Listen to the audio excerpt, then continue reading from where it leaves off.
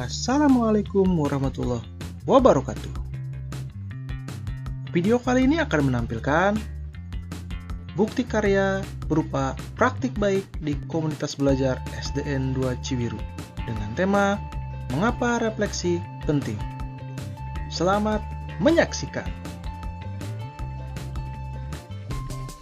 Sebelum ke materi, saya akan mencoba membacakan quotes dari Albert Einstein yang berbunyi, belajar dari hari kemarin, hidup untuk hari ini, dan harapan untuk hari esok. Yang paling penting adalah teruslah bertanya.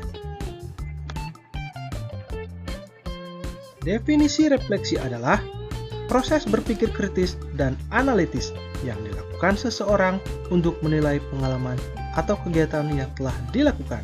Dalam konteks pendidikan, refleksi adalah kegiatan di mana guru atau siswa merenungkan apa yang telah dipelajari, bagaimana proses pembelajaran berlangsung, dan bagaimana pengalaman tersebut mempengaruhi pemahaman atau keterampilan mereka. Refleksi melibatkan penilaian terhadap kekuatan dan kelemahan, serta identifikasi area yang perlu perbaikan atau pengembangan lebih lanjut. Apa itu refleksi? Refleksi bagi guru adalah sebuah proses di mana teori, praktik, keyakinan, serta tindakan yang secara sadar dan sengaja dilakukan untuk meningkatkan peran guru dalam profesinya secara profesional. Selama melakukan refleksi, guru akan selalu berlatih untuk berpikir kritis dan belajar sepanjang hayat. Manusia belajar dari pengalaman. Kalimat tersebut seringkali kita baca atau dengar di dunia pendidikan, dan ini sangat berhubungan dengan siklus pembelajaran seorang individu. 7 karakteristik pada praktik mengajar yang reflektif. Yang pertama, memiliki fokus pada tujuan dan konsekuensi dari proses pengajaran yang kita lakukan. Yang kedua, menggunakan siklus monitoring, evaluasi, mengecek kembali praktik mengajar yang dilakukan. Yang ketiga, menggunakan bukti dan data untuk melakukan penilaian terhadap kesuksesan mengajar dan bagaimana peningkatan praktik mengajar yang dilakukan. Yang keempat, selalu menggunakan pola pikir yang terbuka, bertanggung jawab, dan welas asih. Yang kelima, melakukan tindakan selalu berdasarkan pedagogi dari penelitian ilmiah yang berkembang. Yang keenam, melibatkan rekan sejawat melalui kolaborasi dan dialog untuk mengembangkan diri sendiri dan profesionalitas mengajarnya. Serta yang ketujuh, berusaha mengembangkan praktik mengajarnya secara kreatif dengan mengintegrasikan model pembelajaran yang sudah dipelajari. Mengapa kita melakukan refleksi?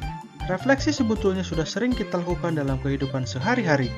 Memikirkan tentang apa yang sudah terjadi, apa yang membuat itu terjadi, bagaimana kita menghadapi atau mengatasi kejadian tersebut. Dalam peran kita sebagai guru, fokus kita adalah merefleksikan sesuatu yang berhubungan dengan dunia pendidikan. Dapat dilihat dari sisi bagaimana bertemunya antara teori dan praktik untuk meningkatkan kesadaran kita atas praktik pembelajaran yang kita lakukan. Selanjutnya, apa tujuan refleksi dalam pembelajaran? Yang pertama, untuk memahami respons peserta didik dalam sebuah pembelajaran atau penyampaian sebuah materi. Yang kedua, agar guru dapat memahami apa saja kelemahan dan kekurangan dari sebuah pembelajaran yang telah dipresentasikan di kelas. Yang ketiga, memahami akurasi sebuah model, pendekatan, strategi, taktik, dan metode pembelajaran yang telah diimplementasikan.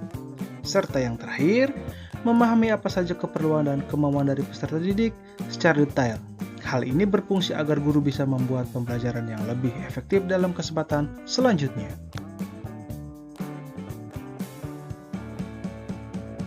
Apa yang akan terjadi jika pendidik tidak memiliki kebiasaan berefleksi? Proses pembelajaran hanya akan seperti pengguguran kewajiban saja, baik bagi pendidik maupun pada siswa. Sesi belajar akan berlangsung tanpa tujuan yang bermakna bagi masing-masing pihak. Selanjutnya, dampak refleksi yang signifikan bagi diri guru. Yang pertama, pengembangan diri. Refleksi mendorong pengembangan diri yang berkelanjutan, membuat guru lebih sadar akan praktik dan pendekatan mereka, serta bagaimana meningkatkan efektivitasnya. Yang kedua, meningkatkan kepuasan kerja. Guru yang secara rutin merefleksikan praktik mereka cenderung merasa lebih puas dengan pengerjaan mereka karena mereka melihat perkembangan dan peningkatan dalam pengajaran mereka. Yang ketiga, Kesiapan menghadapi tantangan. Refleksi membantu guru untuk lebih siap menghadapi tantangan dalam mengajar. Dengan merenungkan pengalaman masa lalu, guru dapat mengantisipasi dan mempersiapkan diri untuk situasi serupa di masa depan. Serta yang keempat, kolaborasi dan pembelajaran bersama. Refleksi yang dibagikan dengan rekan sejawat dapat meningkatkan kolaborasi dan pembelajaran bersama, menciptakan lingkungan kerja yang lebih mendukung dan inovatif. Terdapat 5 nilai orientasi guru PJOK sebagai refleksi pembelajaran. Yang pertama, disciplinary mastery atau disiplin akademik. Yang kedua, learning process atau proses pembelajaran. 3. Self-actualization atau aktualisasi diri. Yang keempat, ecological integration atau integrasi ekologis. Dan yang kelima, social responsibility atau tanggung jawab sosial. Dalam modul PKG PJOK diperkenalkan dua macam refleksi. Yang pertama adalah framework Barton. Pada tahun 1970, Barton mulai mengenalkan konsep model proses pendidikan pada pendidikan anak usia sekolah, SD sampai dengan SMA. Framework Barton memiliki 3 tahapan, mulai dari what, so what, dan know what. Model refleksi yang kedua adalah framework Gibbs.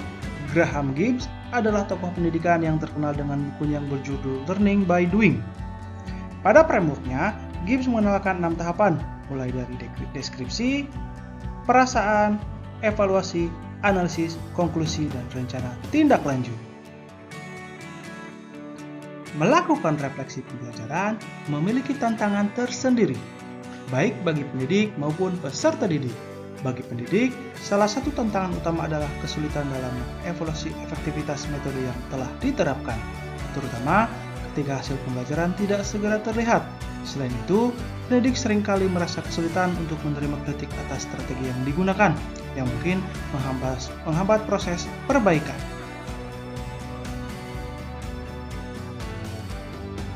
Terdapat 4 solusi untuk menjawab tantangan di atas.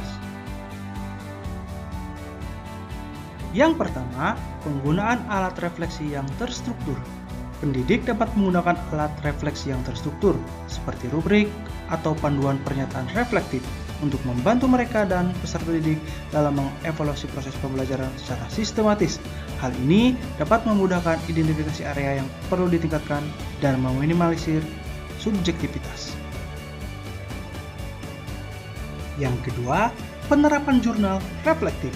Guru dapat rutin menulis jurnal reflektif untuk mencatat pengalaman mengajar mereka, metode yang digunakan, serta respon siswa. Dengan menuliskan pemikiran secara teratur, guru dapat lebih mudah mengenali pola yang efektif dan area yang memerlukan perbaikan. Poin yang ketiga, kolaborasi dengan rekan sejawat. Melakukan diskusi reflektif dengan rekan sejawat dapat membantu guru mendapatkan perspektif yang berbeda dan lebih objektif tentang praktik pembelajaran mereka. Melalui kolaborasi ini, guru bisa saling memberikan masukan yang konstruktif dan berbagi strategi yang telah berhasil.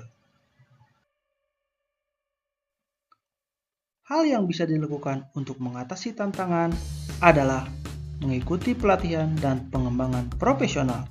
Guru dapat mengikuti pelatihan atau workshop yang berfokus pada pengembangan keterampilan reflektif. Melalui pelatihan ini, guru dapat mempelajari teknik-teknik baru dalam melakukan refleksi yang lebih mendalam dan efektif, serta mengatasi hambatan psikologis yang mungkin menghalangi proses refleksi.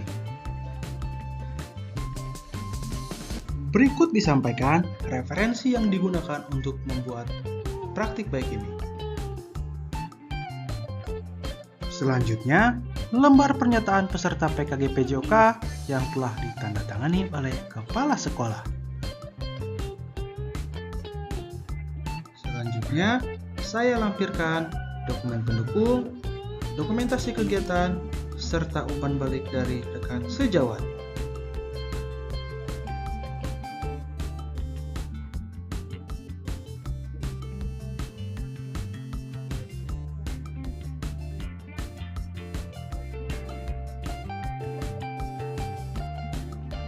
surat undangan, dan daftar hadir. Notulen kegiatan diseminasi. Dokumentasi kegiatan. Umpan balik dari rekan sejawat.